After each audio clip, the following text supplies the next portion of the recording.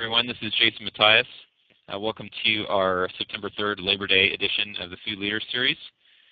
This is episode 5. We're going to be talking all about real food tonight.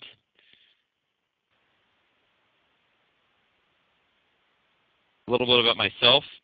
I'm a husband and father of 5. I've been gardening my entire life. I'm an Air Force veteran and an entrepreneur and the founder of True Food Solutions. True Food Solutions is an online community for food enthusiasts of all types. Whether you're a local food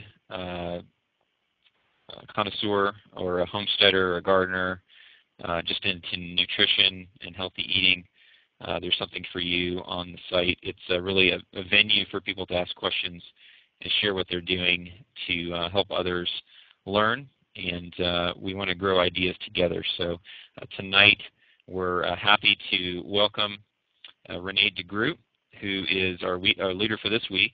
Renee's become a good friend over the past year or so. We spent some time together at the Food Reformation Conference in San Antonio in July. She's an active blogger at culinaryreformation.com and the author of the very informative book called Health for Godly Generations, which also now has a study guide to go with it. So without further ado, I will hand it over to Renee. And Renee, if you would just give us a short intro about yourself, some additional points, and then start your presentation when you're ready. Hi, Jason. Hi, everybody. It's good to be here. I've always been passionate about cooking and more recently studying nutrition. Excuse me. Most recently, I've started to go to culinary school in Colorado, which is just really exciting, a dream come true. So I'm looking forward to learning more about cooking delicious and nutritious food. And I'm just eager to share everything I'm learning on my blog and hopefully to keep writing. So that's what I'm doing now, and thanks for bearing with me with the change in schedule for this webinar. I really just wanted to talk about real food tonight, and pretty much it can be used as the name of a movement of going back to pure foods of traditional quality, but really it just should mean what it says, real food, which is the same as true food too. It's what true food should be. So I don't know how familiar you all are with that movement, or whether you just want to eat more nutritiously, but hopefully you'll learn a few things tonight. So yeah. Am I ready to go ahead, Jason? Or were you going to say some more? Yes, you should be on the first text slide there. Okay.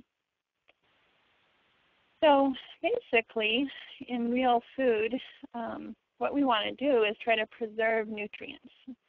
In our cooking, we want to preserve and enhance the nutrient density at every step in procuring food, preparing it, serving it, because that's pretty much the opposite of what is done in industrial farming and commercial food processing. Nutrients are taken away at every turn, and then again in the kitchen by unskilled cooking or overcooking, or the use of toxic oils in cooking and improper handling. And we just really need to reverse these trends in just about every area. So there's just so much to say on this subject, and that's why I wrote a whole book, and my whole blog is dedicated to that. So find out more there if you want, but hopefully I can share a few tips here.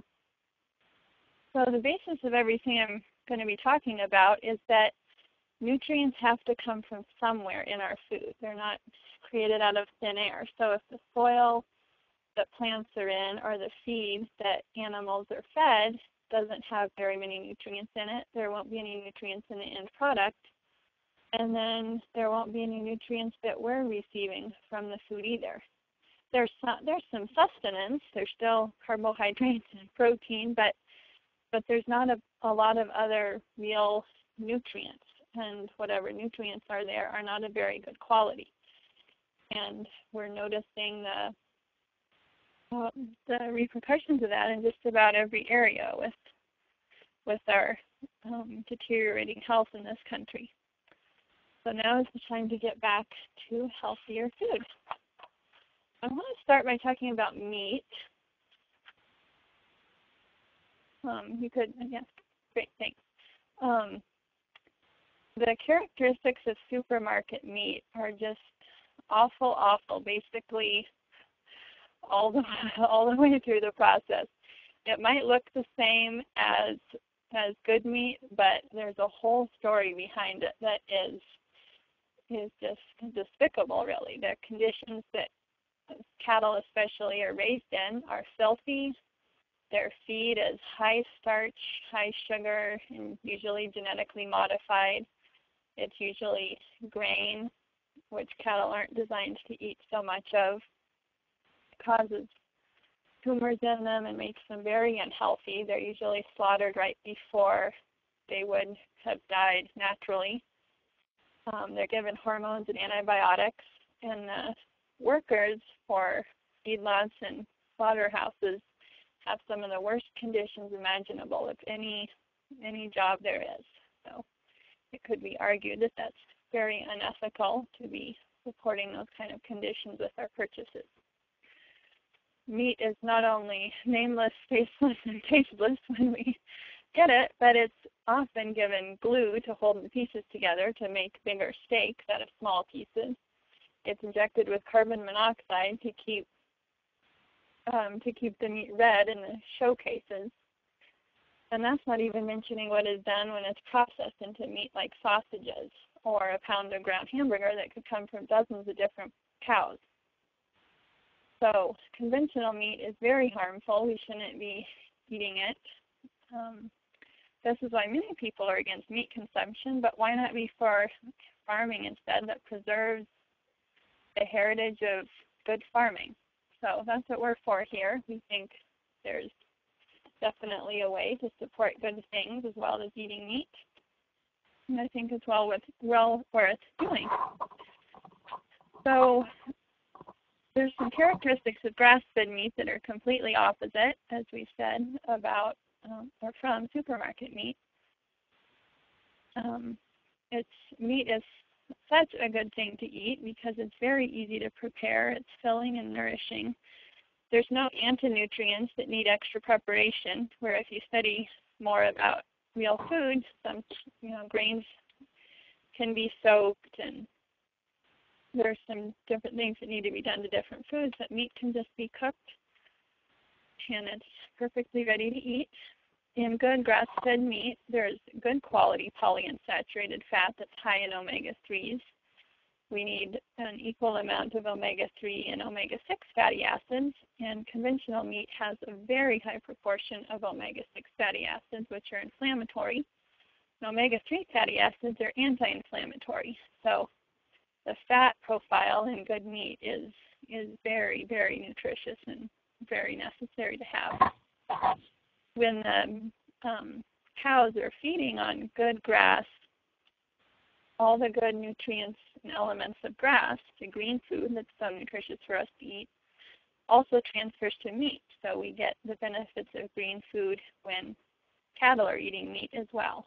There's just incomparable vitamins, minerals, essential fatty acids, good protein structures when we eat meat. It's usually non-allergenic. It's a great thing to be eating. When we eat meat, there's a few things that our body doesn't have to convert because it's getting it from the source. Some examples are vitamin A, which is found in vegetables in the form of beta-carotenes, but our liver has to convert it to usable vitamin A. So when we eat meat, our body doesn't have to convert it. It's just the proper form, right as we need it. And the same with cholesterol. If we get good cholesterol from animal foods, our liver doesn't have to convert it. And if we don't eat animal foods, our liver makes it anyway. But then it's working harder if it's making it from other nutrients that we're eating. Well, that's just a few thoughts about that, and hopefully we'll have time for questions after if you have questions about any of these subjects. But I'll just move on to dairy products now.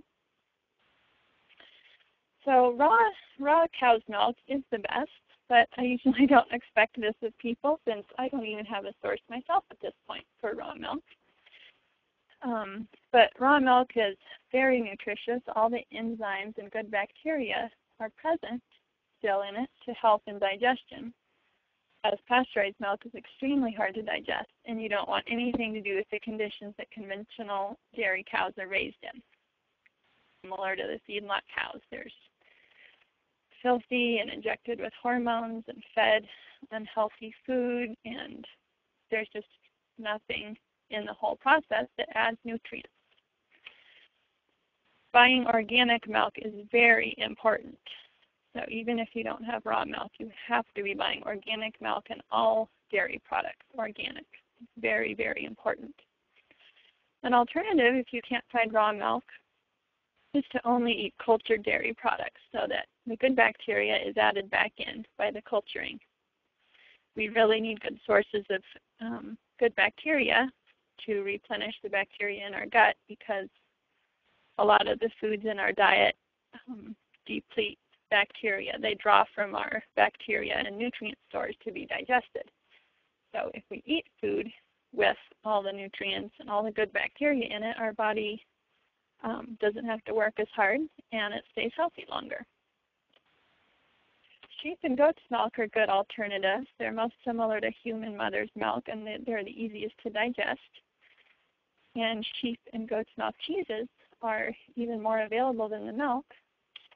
So those are great things to look for, as are raw cheeses. Sometimes raw cheeses are more available than raw milk to find in the store. So I would say meat and dairy products are the very most important things to buy organic, or even better, to buy locally from a farmer that you know about or a source that you know about. It doesn't have to be certified organic if you know how it's grown. Eggs are another thing that have very much higher levels of every nutrient that's supposed to be in them when they're fresh, farm raised. They have more vitamins, minerals, omega-3 fatty acids instead of omega-6 fatty acids, and more. You can tell easily by the dark, rich color of their yolk, the solid, sturdy egg white, that they're so much healthier than supermarket eggs. An egg is not an egg. It has everything that goes into its production makes such a difference in the end product. A good egg is plump and large. An unhealthy egg is pale and watery and just isn't substantial at all. The flavor is completely different too.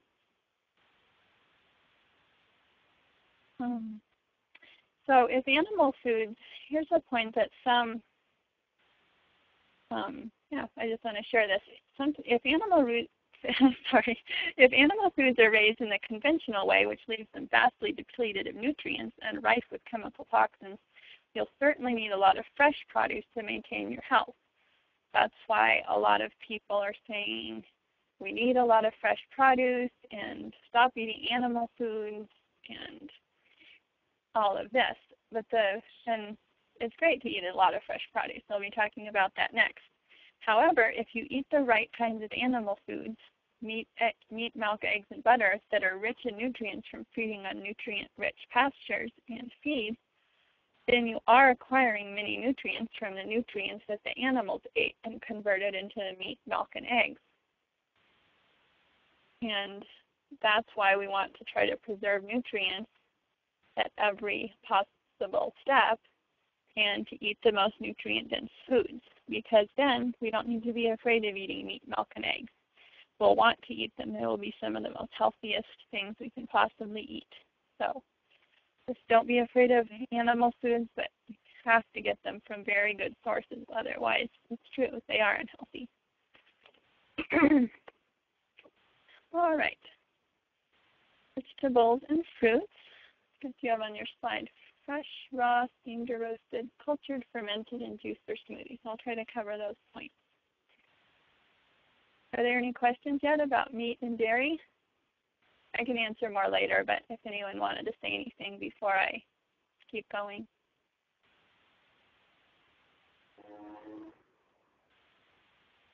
Okay, I'll keep going.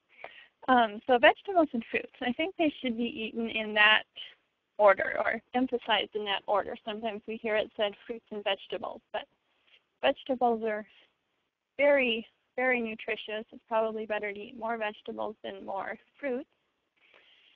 We need to eat far more of these than we do in order to counteract the toxins that are everywhere in our environment. In good vegetables and fruit, there's no limit to the amount of phytonutrients and antioxidants and vitamins that are present, so many that we don't even know about. So I'm sure that if we eat a variety of them, we'll be getting everything that we need, because there's so much we don't even know about. And what's in the nutrients that are in them and what they will do for our bodies. So raw vegetables have lots of nutrients. They're immensely detoxifying and cleansing. The nutrients haven't been hurt by any cooking or processing. They're full of live enzymes to help digest food. Only raw foods have enzymes in them. Actually, raw and fermented foods have enzymes in them. But we really need a lot of raw food. We should try to eat some with every meal, because if we don't eat enzymes with the meal, our body draws from our stores and has to create enzymes to digest, and that again just taxes our body. So if we give our body enzymes in the food we eat, it won't have to work as hard. Again, the nutrients have to come from somewhere, so vegetables organically grown, whether they're certified or not, but still organically grown will be the very best. The Dirty Dozen and Clean 15 list, you can search on the internet for those, are a great place to start if you're just initially starting to purchase some of your food organic, because there's some vegetables that are a lot more susceptible to needing pesticides and collecting and storing pesticides.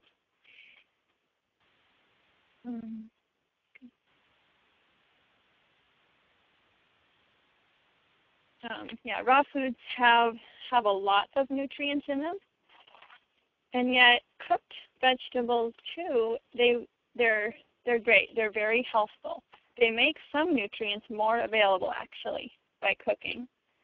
And cooked vegetables still maintain a lot of nutrients. So water-soluble vitamins are easily lost, but there's many other phytochemicals and antioxidants and just properties that many things we don't even know about yet, but many that we do remain in cooked food. They're still very healthful. Cooking actually helps to break down the fiber a little bit, which can make them a little bit easier to digest. Warm foods also take less energy to digest. So sometimes cooked vegetables are recommended for anyone trying to improve their gut health, because contrary to popular opinion, compromised gut doesn't necessarily just need a ton more fiber. It needs to be healed by soothing foods, of which cooked vegetables are the perfect item.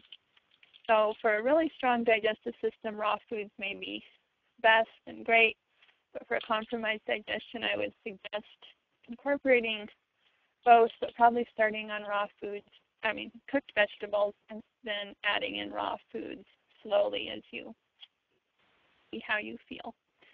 Cooking actually reduces and neutralizes some anti-nutrients in vegetables. Phytic acid and oxalic acid block mineral absorption, and those are found mostly in cruciferous vegetables and dark leafy greens. That's mostly oxalic acid in those. So cooking is actually good for those vegetables. Otherwise, eating a lot of cruciferous vegetables and dark leafy greens raw can tend to nutrient deficiencies, or at least you're not getting all the nutrients that you think you are if you don't cook them. Steaming vegetables is a great way to cook them rather than boiling in water, and roasting in the oven is a great way to cook them also.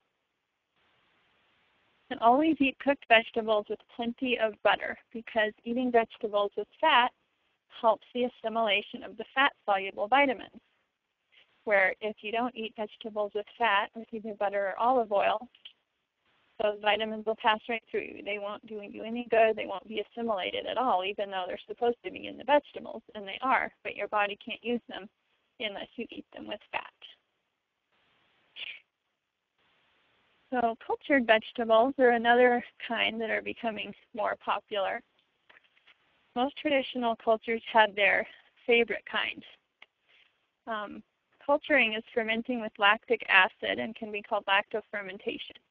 These vegetables actually even have more nutrients than raw foods and are the very easiest to digest because they're already partially digested by lactic acid. And the enzyme, probiotic, and vitamin levels are all increased by the lactofermentation process. Isn't that amazing how that works? Traditionally, lactofermented foods or beverages would be eaten with every meal in order to replenish the good bacteria in the gut. So preferably or optimally, it'd be great to eat a raw food and the fermented food at every meal to have the enzymes and good bacteria to digest whatever else you're eating and to replenish the nutrients. So just a little bit on juice. Vegetable juice is really nutritious. Fruit juice can be high in sugar, so it does increase in natural sugar, but it still increases blood sugar rapidly. So it's best not to drink too much, or at least to drink it along with other food. Smoothies are easier to make than juicing and have less waste. Juice therapy can be recommended for treating disease if you want to flood your body with a shot of nutrition unhindered by the fiber. But smoothies are more filling, can be embellished with lots of additives like coconut oil or green food powder, and are very nutritious. So smoothie making is probably an easier way to eat lots of fruits and vegetables rather than juicing, which to me at least always seems a little bit intimidating. All right, I'll talk a little bit about fats and oils now. So I can get through this, because I know some of you wanted to hear about gluten too. So there's a whole political background to the types of oils used in America and even the research behind them. But to put it simply, here are just a few thoughts. Polyunsaturated oils are fats from the seeds of grains and legumes. Examples are canola, soybean, corn, and safflower. Most of these oils are processed very heavily, which disrupts the molecules, leaving the oils prone to rancidity when subject to any light or heat. Because of this, they should be called toxic oils, not healthy oils.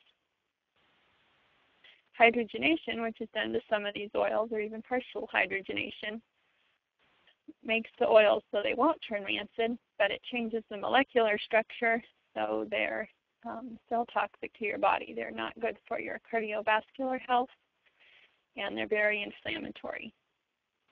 These grain and legume oils also have a really high omega-6 fatty acid content, which heavily imbalance the ratio that our bodies need.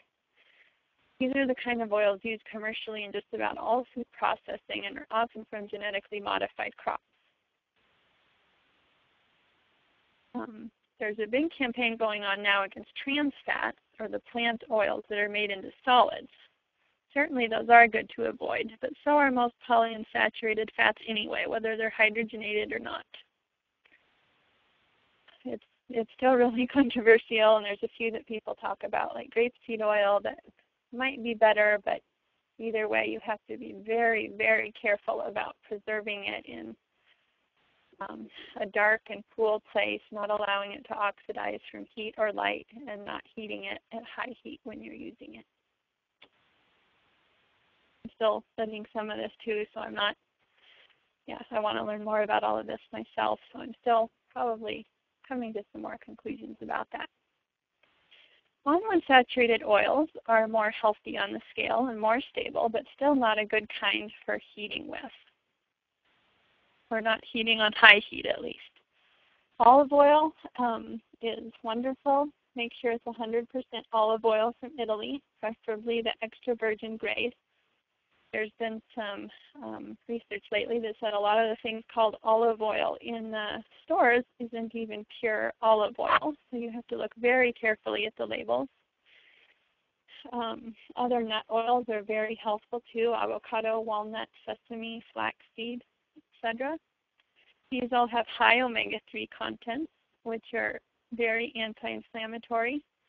They're as nourishing as can be as long as they're kept from turning rancid. So keep them in a cool, dark place.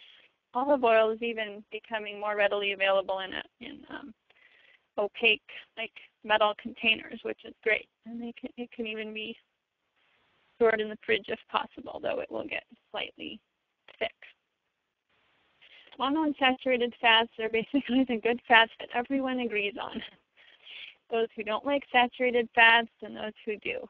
But they're usually agreed to be, I certainly believe, they're much more healthful than polyunsaturated or vegetable fats.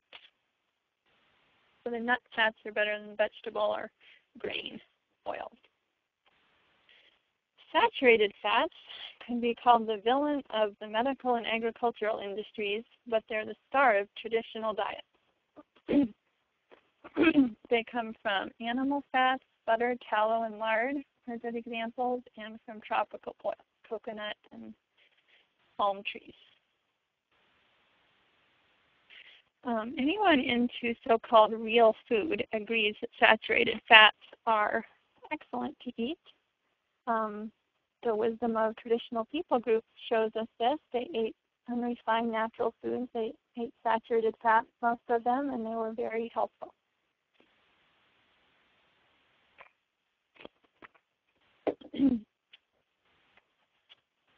Saturated fats are the most stable to cook with and eat.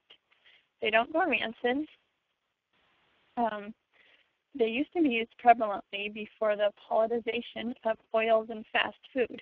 Something I learned the other day was that saturated fats give your cell walls stability, while monounsaturated fats give your cell walls flexibility. So we need both of them because we want both stability and flexibility. And our cell walls are made entirely of the fats that we ingest. So the quality and healthfulness of the fats we eat is directly related to the strength that our cells will have. So we really want to eat good oils. I think it's about the most important thing to change when someone starts to eat healthier, is not to eat vegetable oil and to replace it with butter, coconut oil, and olive oil. So just a couple things about coconut oil. It's especially high in lauric acid, which is something that mother's milk has a lot of in it. It's what we need for our brain function, is developing children, and it's good to have our whole lives, and coconut oil supplies a lot of it. It's very antibacterial. It's very stable for high heat. For frying, if you deep fat fry, you should always use coconut oil or palm kernel oil. And saturated fats do not cause heart disease. I can't really go into it here. There's whole books written on it, but I think hydrogenated oils and high intake of sugar are what has caused heart disease, because just by studying those oils, you can see that, as well as just looking at statistics, that heart disease has skyrocketed since polyunsaturated fats were introduced. And you'd think it would be the reverse with the campaign against saturated fats, but it's not. Heart disease is non-existent in native people groups who ate large levels of saturated animal fats and tropical oils. I think that's one of the main things we need to get back to, is eating proper fats.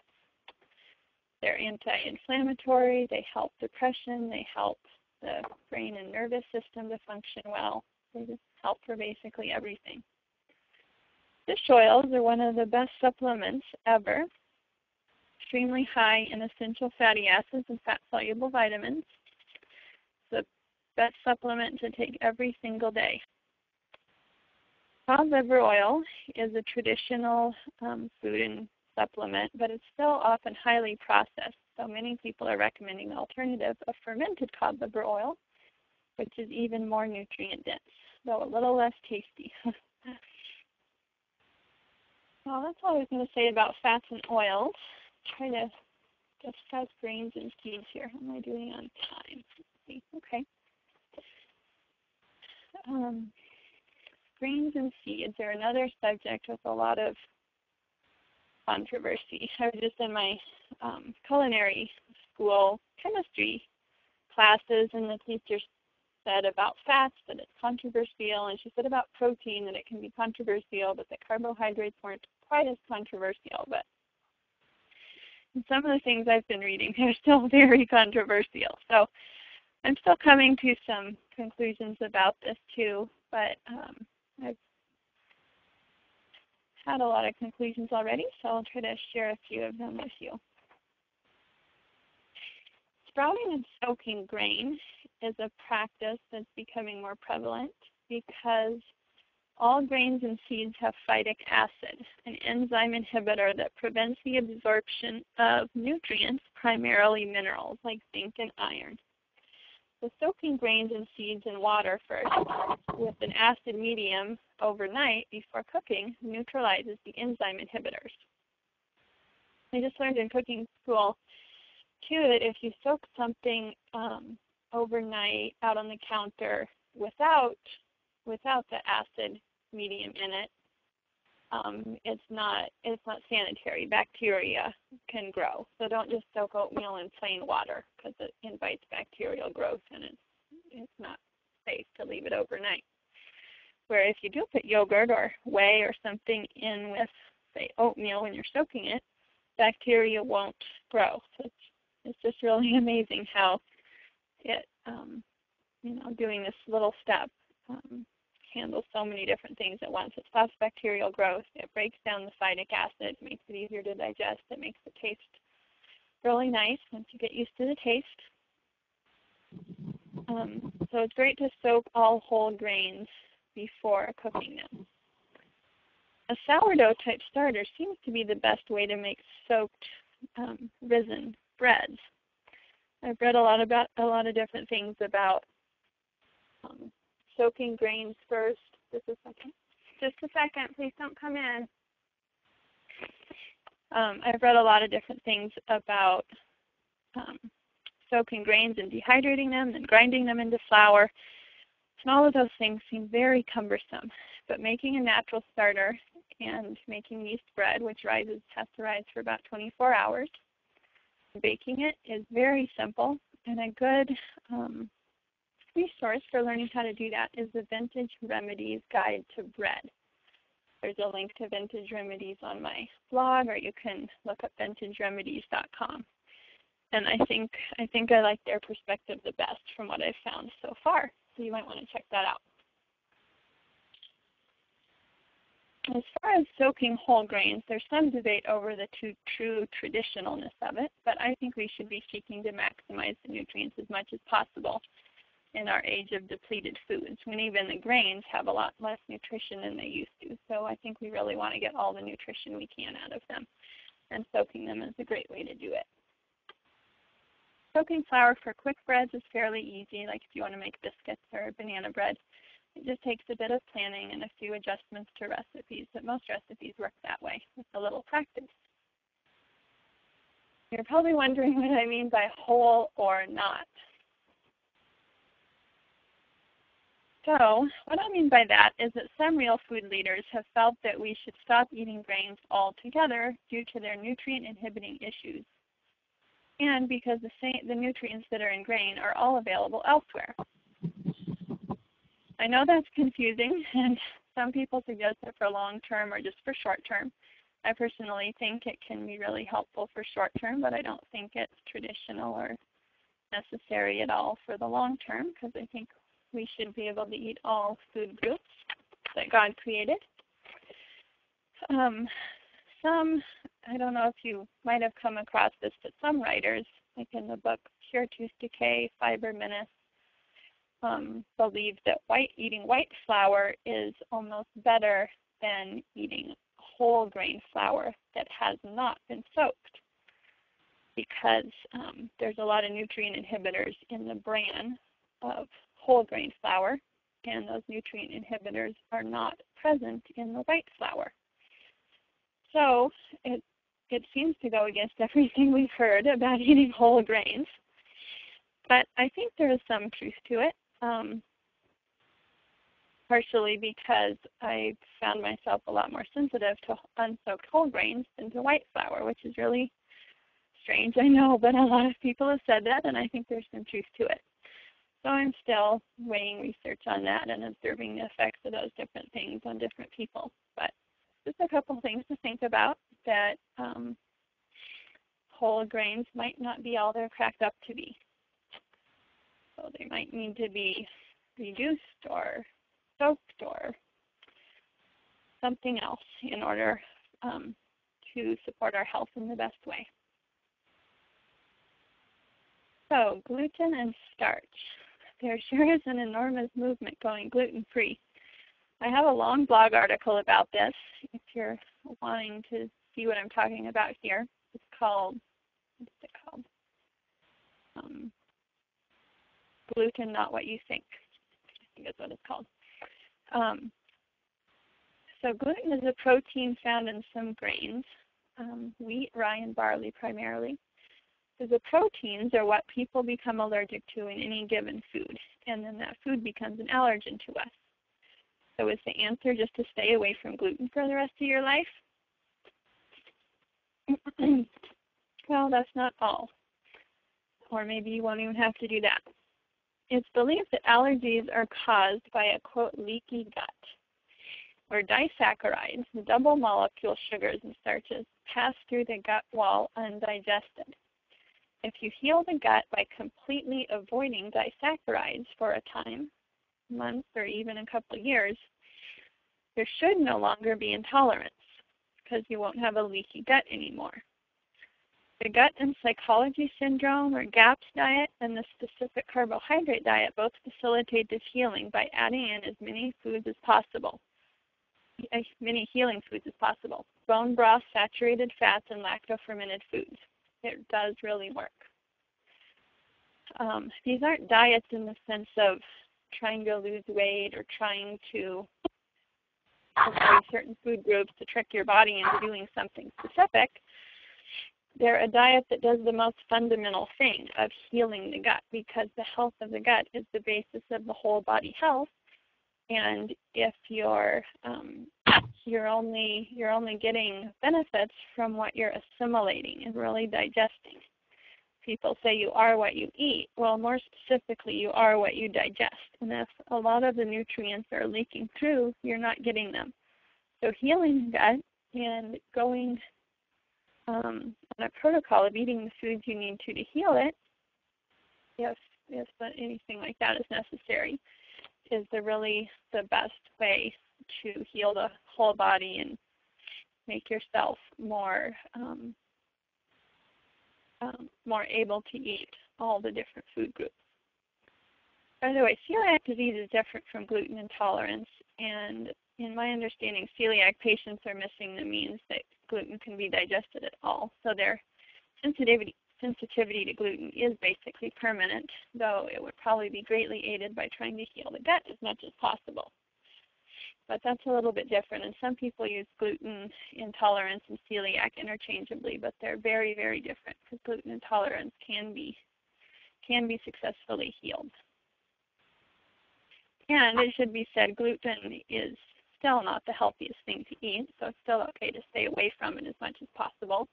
It's not like we're trying to go back to eat lots of refined, white, sugary, baked products, but it's nice to be able to eat it once in a while without having a big allergic reaction.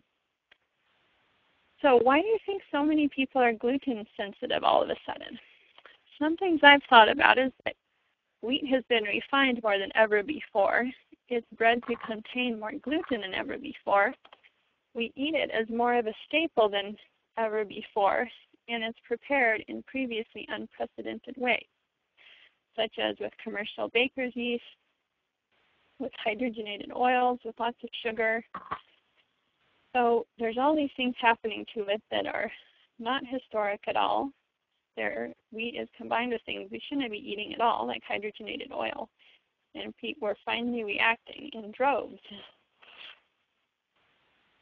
So going back to the topic quickly of disaccharides and monosaccharides, the double chain and single chain sugars, in case you're wondering how it works, I think it's really fascinating. Disaccharides aren't easily digested. So in a compromised digestive system, which it's argued that probably half of Americans have, at least, if not more. The gut leaks, so to speak. The intestines are permeable. Undigested food passes through the gut wall and into the bloodstream, and the body attacks these invaders, and the attack is manifested as an allergy. Healing the gut is really healing the intestinal villi, which then don't allow food to pass through undigested. So to heal the gut, it really works. It's one way to do it is to avoid disaccharides and polysaccharides, complex carbohydrates, and any sugars with a double chain molecule.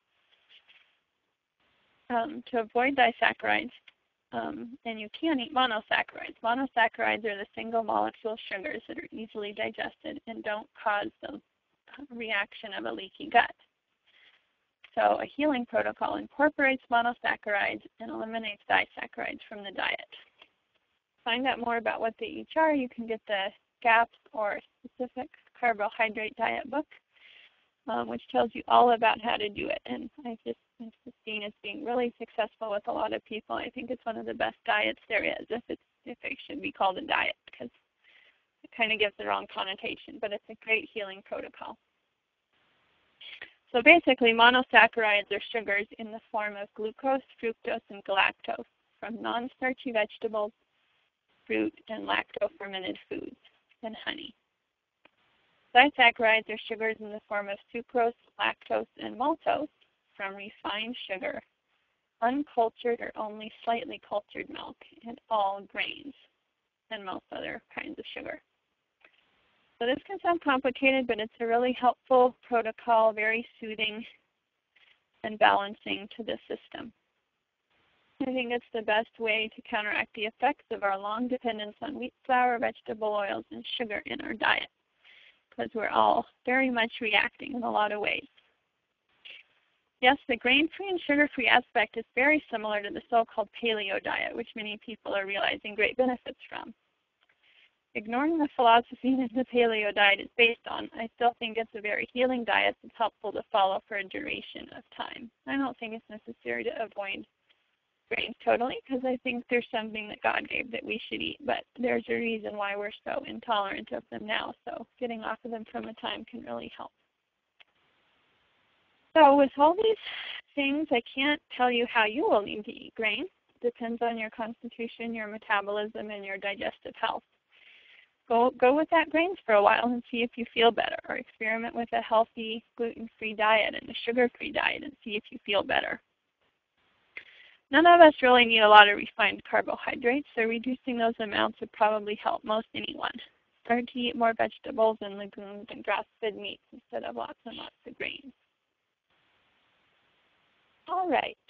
Let's see. I'm going to save some time for questions, so I'll try to go through this really, really quickly. Maybe skip a few things. So quickly, condiments and sauces. Again, contrast between really nutrient-dense foods versus really nutrient-depleted foods.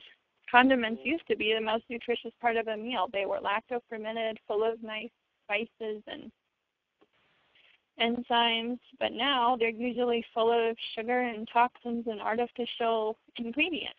So make them yourself. Don't buy the commercial ones, or if so, buy organic brands. Salt and spices. Salt should be real Celtic Sea Salt that you use, because if you have the real thing, you can have as much as you want. If a food has the synergy that a whole food has, the body knows what to do with it. And if there's excess, it'll be eliminated instead of causing damage. So it's the same with salt. We usually crave it because it contains dozens of trace minerals that we need. Use fresh spices from a good quality company. They're very therapeutic and full of antioxidants when they're grown well and packaged and used fresh. Or by fresh, I mean, new, even if they're dried, that they're not 3 years old, but 6 months old. They stay fresher in glass containers and usually out of a lot of heat and light. For sweeteners, don't ever use white sugar or artificial sweeteners, corn syrup. These are all refined and concentrated and really damage your bodies. They spike blood sugar, they're inflammatory, They cause or contribute to just about every disease.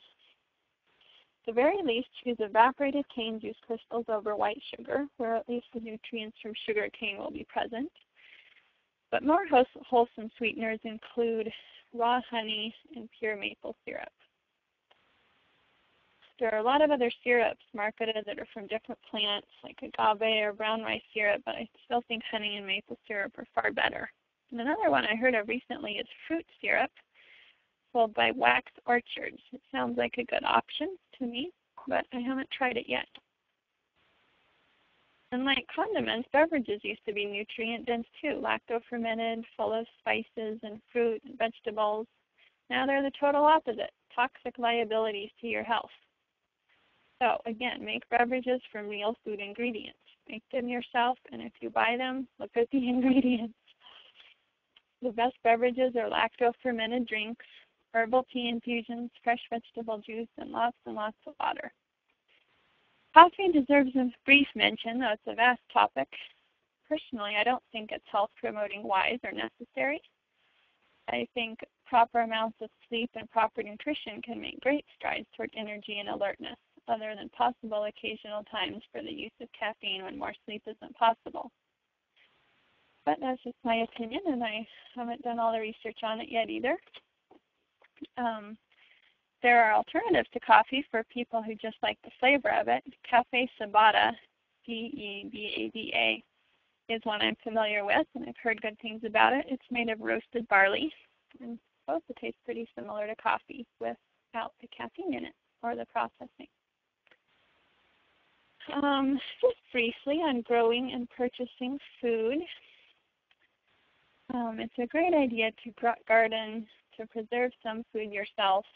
Good for your skill set, for your connectedness to the land and knowledge of your food, for preparation for survival, for frugality. There's no end to the benefits that come from gardening and preserving your own food.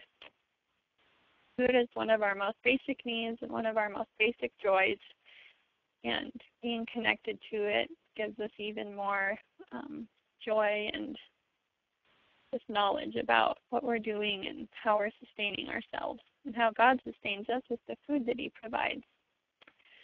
So we should all be doing some planning ahead so that we allow attention to preserving food at harvest time. Sometimes we get so busy on summer vacation and everything, but that's just the time that gardening is needing to be done. I would say, too, that hunting wild game is great. I love it. It's one of my favorite times of year. And having the fresh venison is just really wonderful. Great to connect locally with your local farmers markets or local farms, to shop at co-ops that buy local food and connect to the local community. You should know at least some of your farmers for the food you eat and support what they're doing.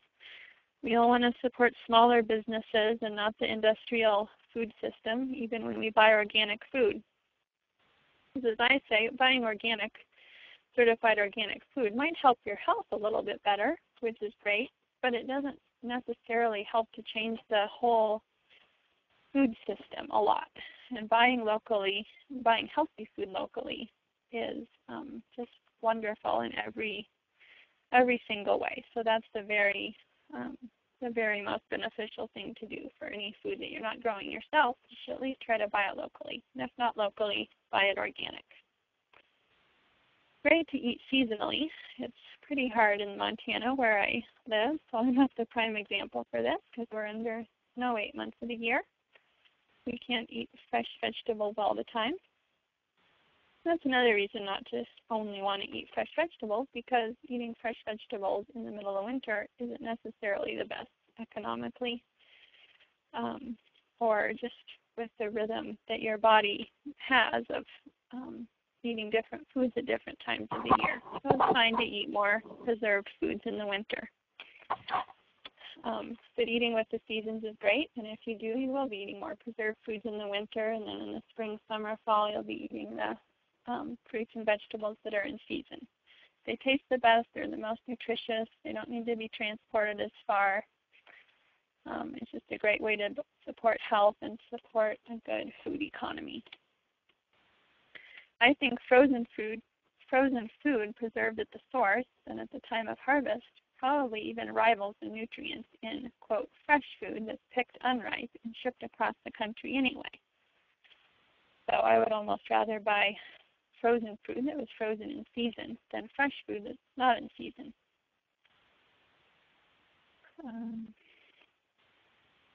So organic foods are the most important, as I think I said, for meat and dairy products and the dirty dozen of produce. And then oils, buy the right kinds of oils. Even if they're not organic, just buy the right kind. It's great to buy them organic. But just, you want some consistency, but also use a balance and just think about how the food is raised and how much you eat of it. For instance, don't make it your priority to buy raw milk if you still drink artificially sweetened Gatorade most of the time. I mean, I don't know. It just doesn't seem very consistent. Try to start drinking water and then maybe buy organic milk while you're making some of the steps toward healthier food. Or, for instance, I'd rather buy organic meat than organic coconut oil. Coconuts are high up in a tree, beef are raised on the ground. Or I'd rather buy organic yogurt than organic cinnamon because the larger quantity of yogurt is eaten, so it's a lot more important to me.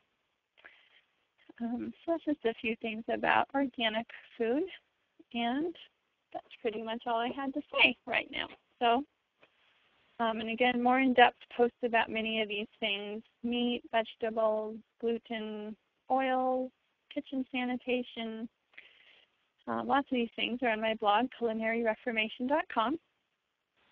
And in closing, my main food paradigm is, of course, real food. But there's so many wonderful adjectives that can be used about food and that are being used as more of a movement comes about for getting back to the land in traditional ways.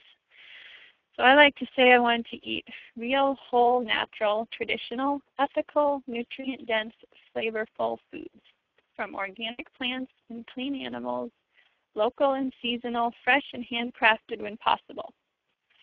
So basically, if someone wants to know what I would call my philosophy, because there's so many different food philosophies out there, basically my philosophy would align with the Weston A. Price Foundation. You can find out more about them at westonaprice.org. Except I like to focus on biblically clean meats when possible and use a lot of fresh foods, fresh, local, seasonal foods, even if I end up cooking some of the vegetables or fruits, but still just to acquire them fresh and really make vegetables a mainstay of the diet. And then all the surrounding things, make them as nutrient-dense as possible. So enjoy your cuisine, and the more you know about food, from buying it to cooking it to alleviating illness with it, the better. So just keep learning and keep taking the next step toward the next healthier food that you can procure and prepare and serve to your family. So thanks for listening this evening. Are there any questions about anything? Thank you so much, Renee. Can you hear me okay? I can. Okay, great. Thank you so much for your presentation. I just want to put a couple of things up here you included in your slides. And actually, for those that may be listening on audio recording instead of seeing the video, I actually wanted to read this quote from Joel Salatin that you contributed via the slide. Our nation can only be as physically healthy as the bright vibrancy of its household kitchens. The less emphasis we put on that critical component of the food system, the less we obviously care about everything else in the food system, the farm, the soil, and ultimately our own health. The notion that we can extricate ourselves from our kitchens and preserve food integrity is foolish. At 4 o'clock on Monday, more than half of all Americans have no clue what's for dinner. I'm not suggesting that we obsess about our food. There's a long way between where we are and obsession. That's from Joel Salatin in his new book called Folks, This Ain't Normal. I also wanted to just put up on the screen here the cover of your great book. And if you haven't already seen Renee's book, I recommend getting it, checking it out. It's got a lot of great information. It really talks about a wide range of issues from theology and history to economy and some of the topics she's talked about tonight. She also has recently released an ebook study guide that's available. And we will be making a special offer for those available later this week. It'll come via email. And so look out for that. You can also get more information about her book at healthforgenerations.com. You can also, I recommend that you follow Renee's blog on culinaryreformation.com. And she talks about health issues in the kitchen. She recently has started culinary school, so she's blogging about what she's learning there. So there's a lot of great things that she's sharing via her blog. Also, if you are interested, you don't necessarily have to go to her website. Anybody else hearing feedback? Are you hearing feedback, Renee? A little. Okay. I was hearing some too. I just want to make sure. I'll just have to edit it out when I produce the video. Her blog posts are also syndicated to the True Food Solutions blog. So you can always see her most recent posts by going to our blog as well. So it's one way you can keep in touch. And usually we'll put an excerpt of her blog post there with a link back to her site. So you can subscribe to her blog if you'd like to. I encourage you to do that. But you can also see her posts via the True Food Solutions blog. We appreciate her contributions that she's made over the past year or so to it. And the last thing, before we start questions, again, the website's culinaryreformation.com and healthforgenerations.com. I'll go ahead and, if you want, I've already got some people that posted questions in the chat box. Go ahead if you have any others and post those in, and we'll start those in a minute. As I mentioned, a special offer will be coming in email later this week for Renee's book and study guide. And finally, just a preview for next week. Noah Sanders will be our guest next week. He's a blogger at redeemingthedirt.com and the author of the recently released book, Born Again Dirt, which is a biblical approach to agriculture and farming, really focused on family farming. And Noah's a great guy. He's doing some great things down in Alabama, and we're looking forward to having him on the show next week and talking to him some more. So with that, go ahead and put in any questions you have in the chat box. We already have some queued up and waiting, so I'll go ahead and read these off. And Renee, you can answer these as they come. One of the questions we had back when you were talking about dairy was, what about organic eggs from the supermarket? How do those fit into the equation if for instance, you don't have a source of farm fresh eggs?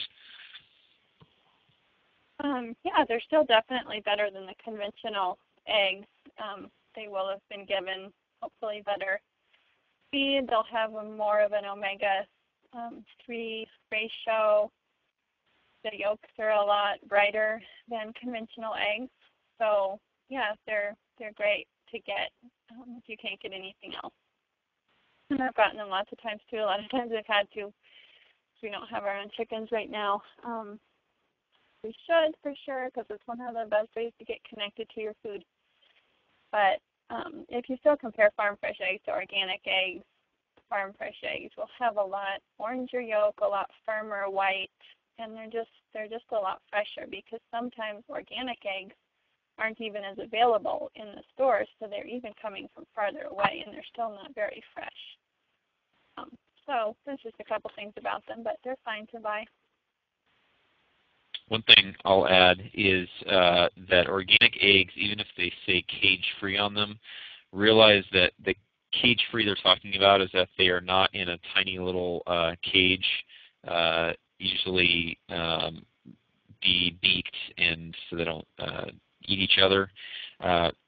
So most traditional, or I guess conventional egg-producing or egg-layer chickens are put in these very small cages. So cage-free means that they don't have those small cages, but if you haven't already seen a picture of what cage-free looks like, usually it means that there isn't little cages, but all the chickens are in a really big cage, which is basically the hen house. And they, even in the case of where it may say free range, often free range is just cage-free in a big hen house with a small door going out to a yard area outside, and that's really all that they need to qualify to be free range. In other words, they can free range outside into an area, but they're not truly pastured, which is what a lot of farm fresh eggs, especially if they're raising them in a manner like Joel Salatin or other pasture-based farmers, where they're actually moving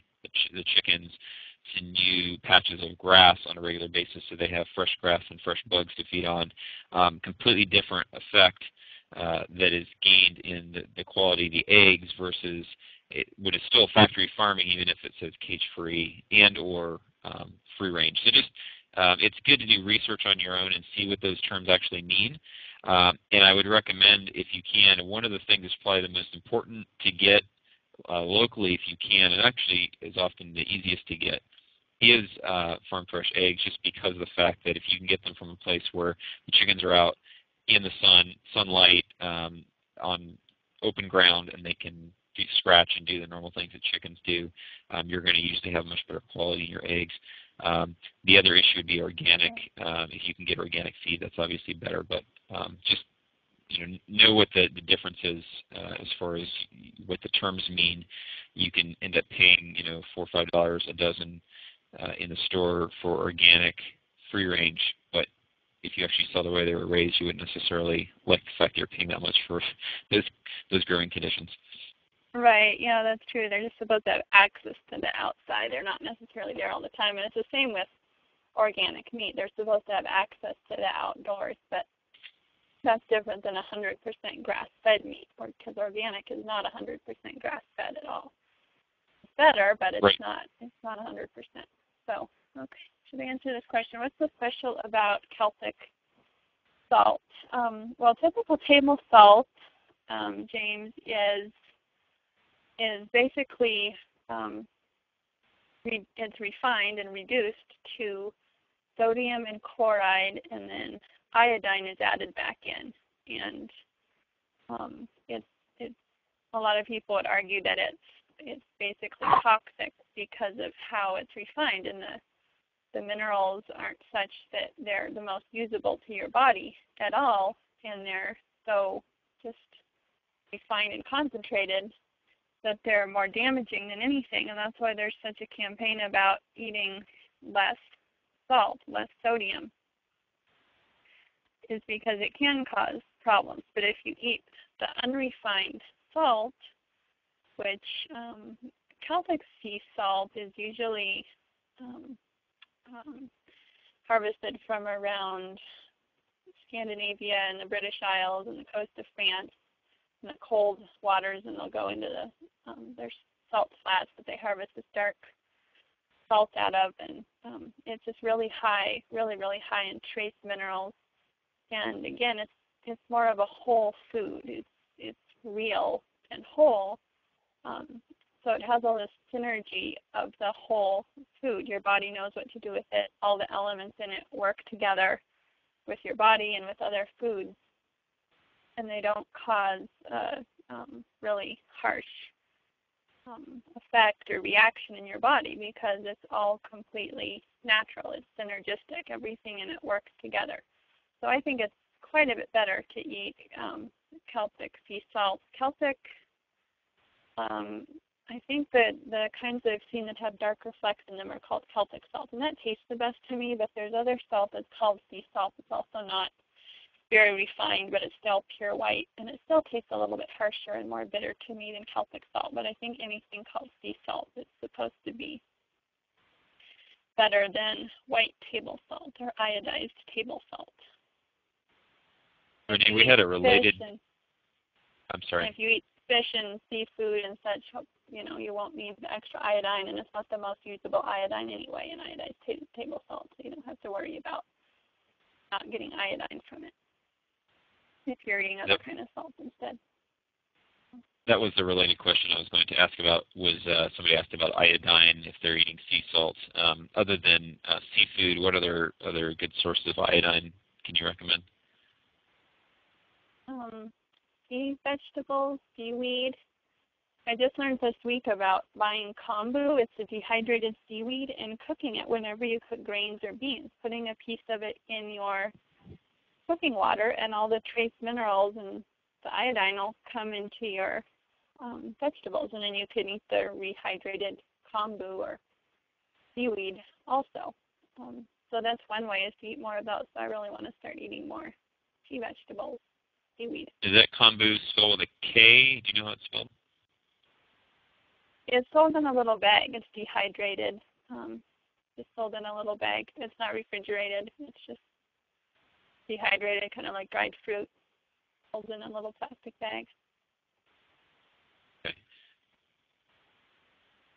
Let's see. We also have a question about, Mike asks if there's a special way to soak almonds or other nuts to produce similar effects to sprouting or to soaking grains.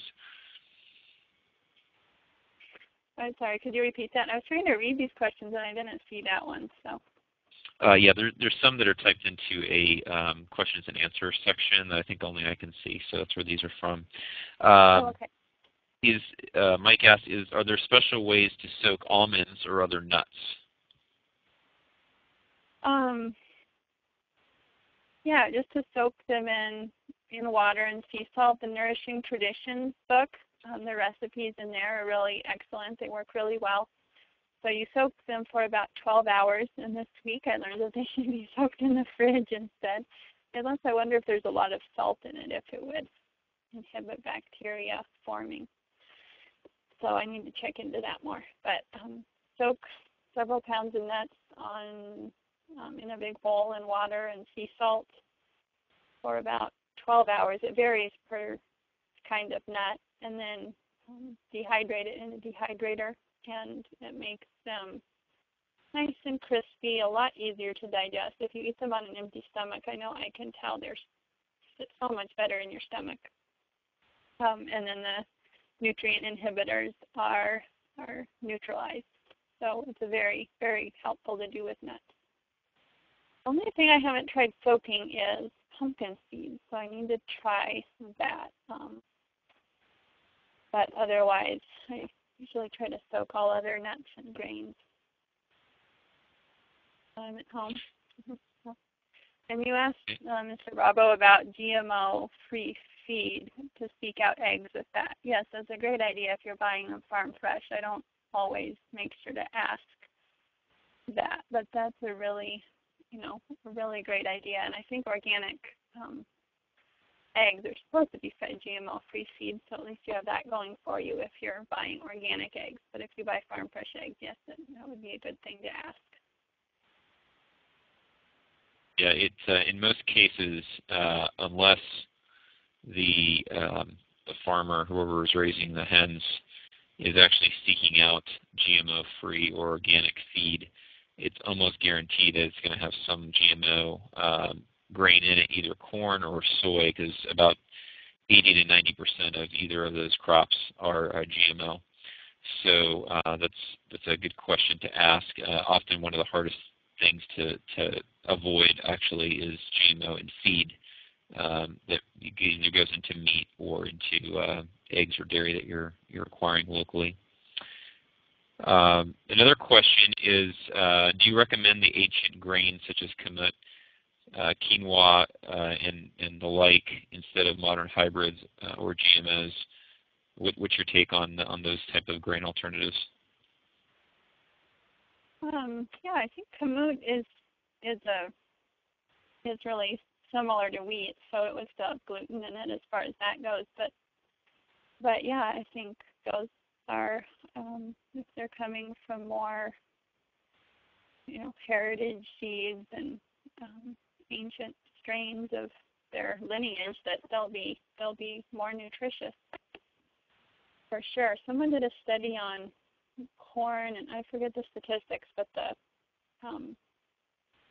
the regular corn grown today, the kernels are several times as big as what they would have used to be, such as, say, back east at the time of the Pilgrims, and they have just a fraction, like a fifth or a tenth or something, just a very small fraction of the nutrients that corn had. And so I'm sure it's very similar with all other grains, especially wheat. That's why a lot of people are trying to, or some people at least, are trying to go back to einkorn wheat or Eiger wheat. They're more ancient strains. But the other grains, amaranth, quinoa, millet, they have never been as processed and commercialized and hybridized as wheat has. So I'm sure they have a lot of nutrition in them. Yeah, that's a great thing to do. Another question from Mike is, if you live in the far north, what sprouts or greens can you grow indoors to help get fresh plants into our diets? I'm sorry, could you repeat it? I was reading the other questions on my sidebar here. Sure. If you live in the far north or during the wintertime, what sprouts or greens can you grow indoors to keep fresh plants available for your diet? Well, you could probably grow fresh herbs and then sprout seeds. I keep meaning to do that, and that's one thing I haven't done yet. It's on my list. I have the sprouter, but I know that's what a lot of people do. Otherwise, I think the green powders that you can get spirulina powder or kelp powder, even the mixed green powder like the Garden of Life brand. There's a lot of other brands that I think are good. They're just dehydrated greens, and you can put them in smoothies or in water or in kefir or in yogurt or something like that, and that would be a really good way to get greens. Or else frozen. I freeze a lot of kale and spinach and Swiss chard in the fall, and then just use it all winter in soups, because fresh greens can be one of the most cooling foods. So in the winter, in a cold climate, you don't necessarily want to eat tons of fresh salads, just not conducive to what your body needs, where the winter is a good time for restoring and building, and the summer is a good time for cleansing and detoxing. So I think we don't need to be constantly trying to, eat the same thing all year, but I think there can be a little bit of a change. So even eating cooked kale in the winter and fresh lettuce in the summer is a fine balance to have. Renee, as a follow-up to that, does your book talk at all about seasonality and ways that you can kind of flow with the seasons and the way that you utilize, in particular, frozen or canned vegetables that have been preserved? A little bit. It talks a little bit about that, and I've been studying it more, and I want to keep writing about that. And I've been studying more about kind of the Eastern medicine way of seeing different foods as warming and cooling and what your body needs at different times. And I think that's really fascinating. So I want to study and write more about that. But my book does talk about it. Trying to think in which chapters. Probably in the first third of the book. So one question I'm guessing here that. is, Could I answer this question, or sorry, go ahead. Yeah, I was going to say I would think that the Nourishing Traditions book also probably speaks to that as well, doesn't it? Somewhat. I haven't seen a large emphasis on that in there, but somewhat it does.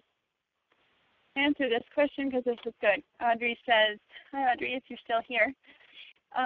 Could you articulate the importance of organic butter as opposed to industrial butter?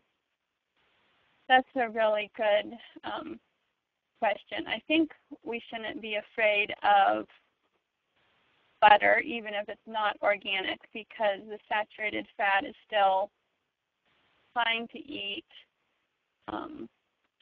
And a lot of people that I've read have said any butter is still good to eat and better than vegetable oil.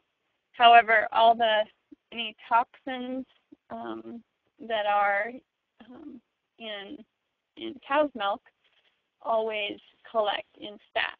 And so if you're eating industrial butter, you're getting probably a lot of toxins. The fat is still healthy, but you're getting a lot of toxins with it. So that's one reason that organic butter, you're avoiding all those. It's a lot better than industrial butter. And again, if you know the butter was from grass-fed cows, it's a step better because it's going to have even more vitamins in it. So you're going from toxins and good fat and industrial butter to good fat and organic butter to good fat and tons and tons of vitamins and grass-fed butter. It's kind of all these steps, but even just eating butter is a great start. And as far as James asked, any plans for authoring another book?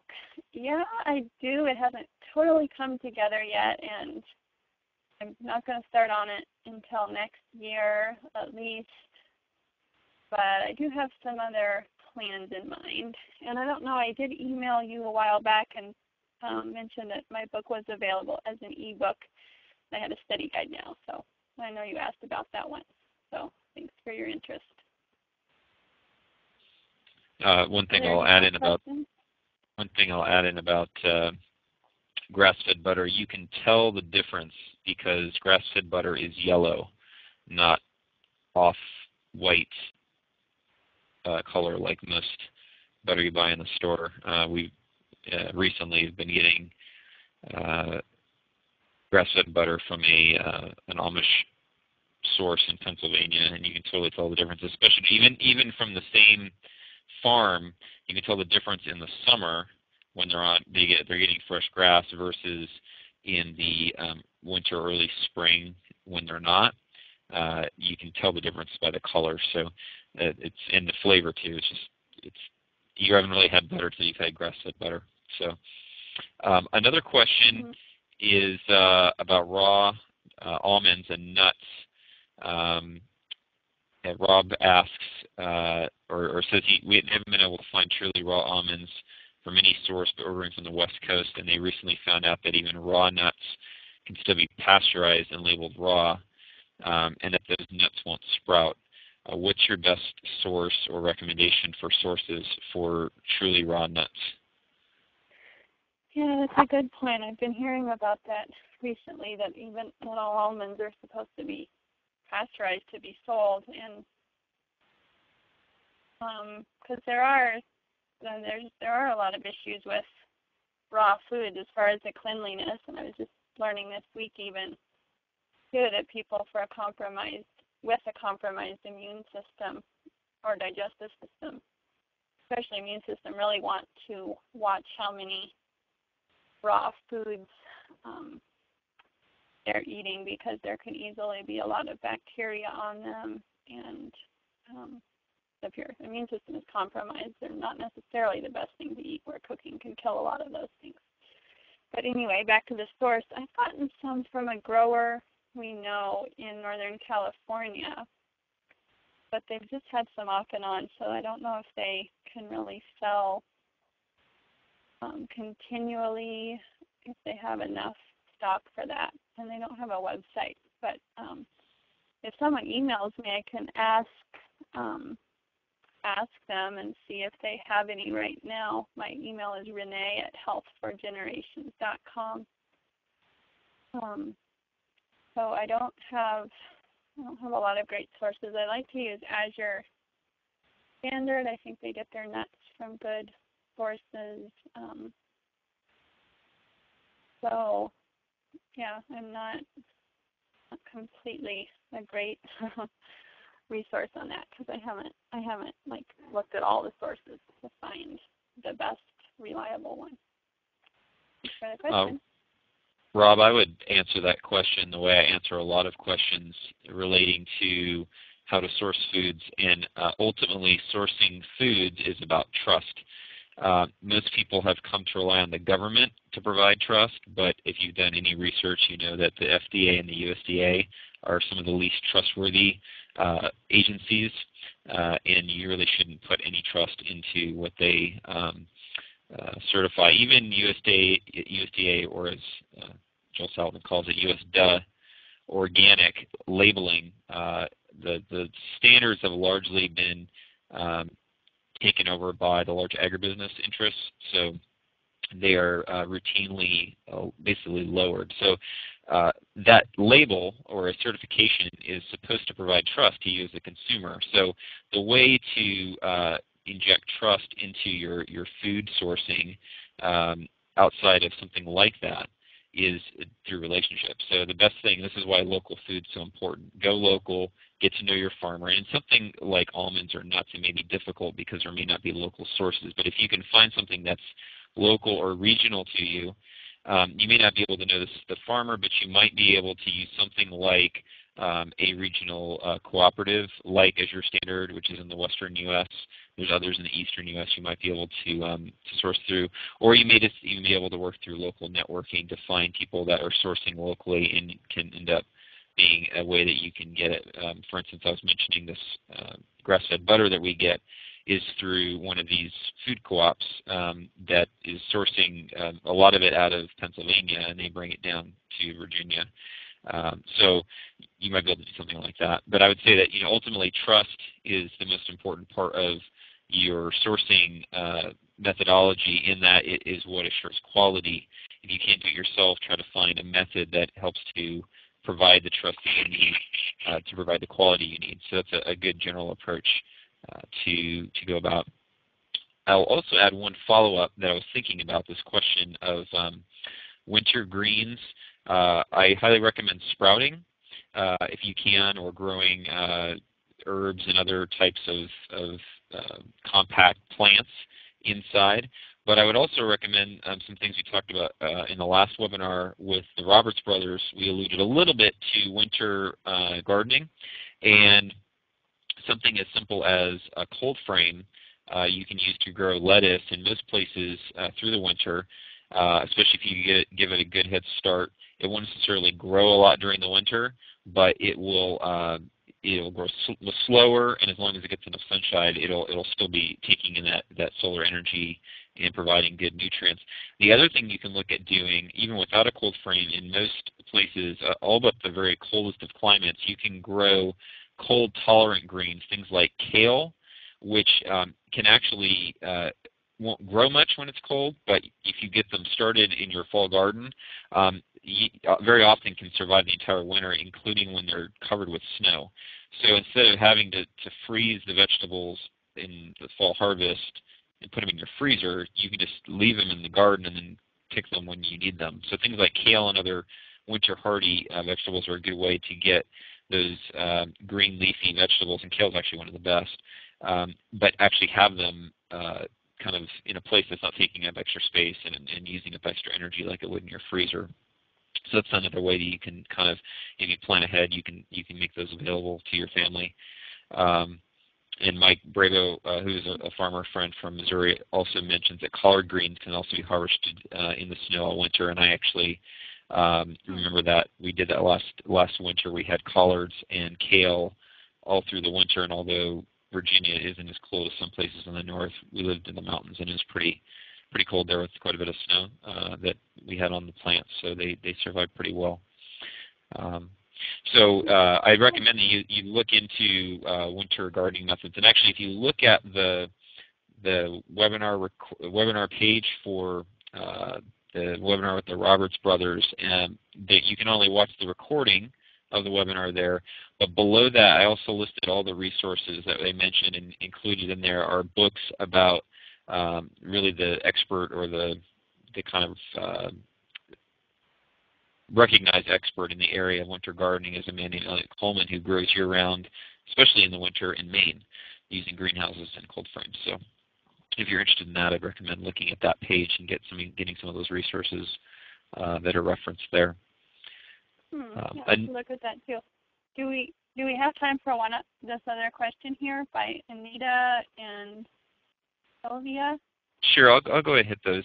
Anita asks, what's the best method to filter water? Do you have any recommendations on water filtering? Yeah, I keep meaning to ask. My mom is really an expert on water, actually, with her background, and she's done a lot of study for every house we've lived at.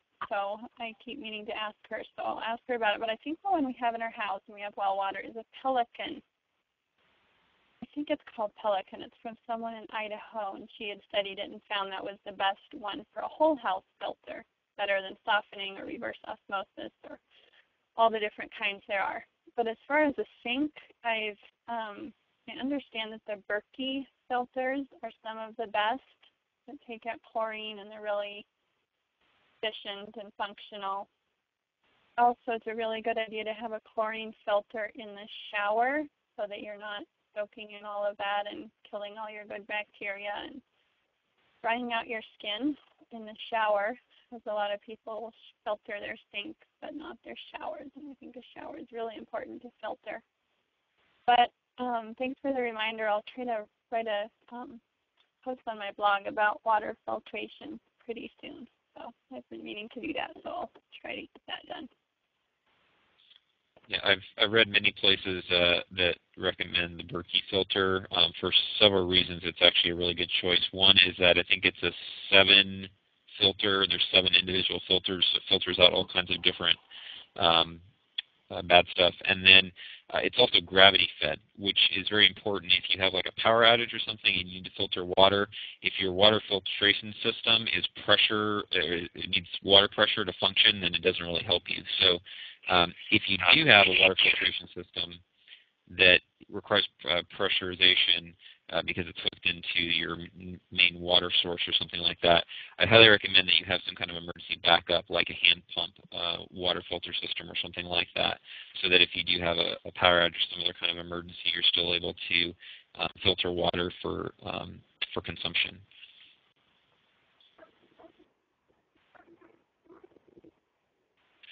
All right. Are there any other questions? Anybody else have anything else they want to ask Renee about before we wrap up? And also, Renee, if you had any other thing you thought of while we were going through the questions, feel free to mention those now too. Yeah, I don't think so. Sylvia asked how long should butter be left in the freezer. I'm not sure what the protocol on that is. Probably not more than a year, probably 6 months or maybe a year at the most.